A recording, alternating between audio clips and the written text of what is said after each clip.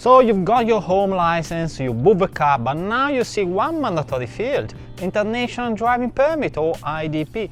And many travelers skip this cheap document only to be hit with fines or even denied the rental car.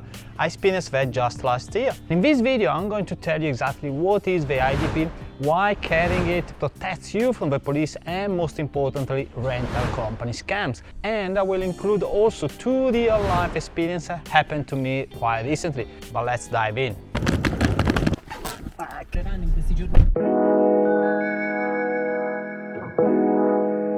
But let's start with a quick disclaimer. I'm not a legal or government advisor. All of this is based uniquely on my experience renting cars in plenty of countries. Always check the fine print and rental condition for your specific destination. And now the juicy stuff. What is actually an IDP? Well, it's not a license, it's simply an official United Nations sanctioned translation of your existing driver's license into 9 different languages. It's usually valid for 12 months from the date of issue, and you must carry your valid physical home country license with it at all times when driving.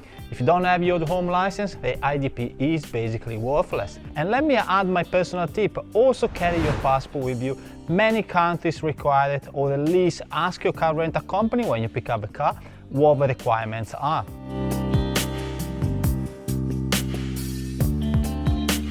Another tricky part, is it legally required? Well, the quick answer is sometimes yes, but not always. Countries that don't use the Latin alphabet, like Japan or Thailand, often mandated by law. But here is the trap. Even in countries where your license is technically valid, like many in Europe or South America, the local police or a specific rental company can and often will demand it. Why? Because it's the easiest way for them to confirm your credentials. And the local police may actually require it even if not officially needed. It happened to me on a recent trip in Morocco, and I do really wonder if it's just an excuse to cash in some extra money.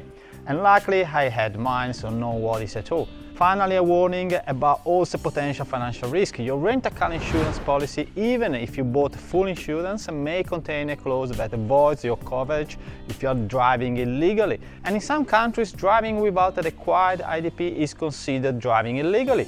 This means that your protection suddenly disappears, and you will pay for everything in case of an accident or car damage. My advice? Well, the IDP is cheap, it's valid for a year, just get it.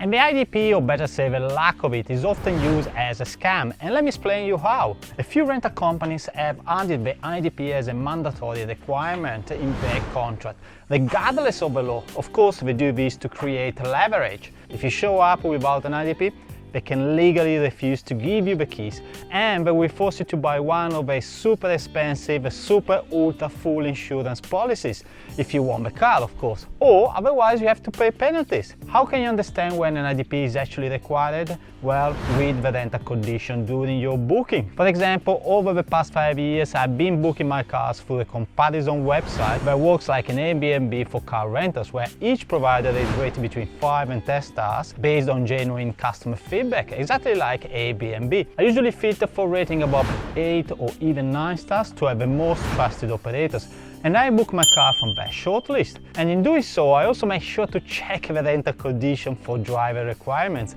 where it's stated if an IDP is actually required. So very important, always read the rental condition before you book your car.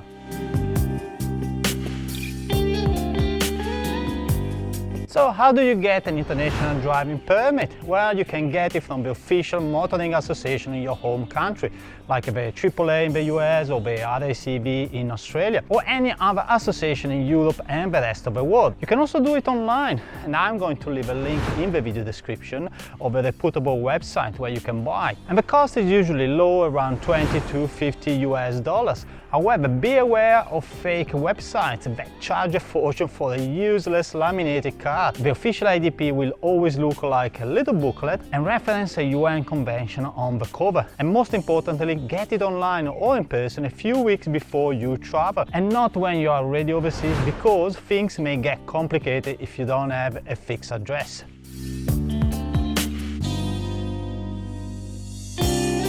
And now I want to share a couple of real examples of incidents that happened to me or to people close to me. First off, during my last visit to Malaga, a US citizen next to me unfortunately did not read the driver requirements properly and he showed up without an IDP. The rental company refused to provide him with a car unless he purchased an expensive custom super insurance at $50 per day. A real scam. But unfortunately, he had no choice but to accept. And now, moving on to my road trip in Morocco last year, I booked a car with a rental company that did not require an IDP, even though the government website stated otherwise. So I decided to organize my IDP anyway. Guess what? The rental company never asked for it. However, it was the first document requested at a police check. Personally, with an Australian driving license, I always do the IDP even when it's not required by the car company, just to avoid possible issues with the local police and the insurance too.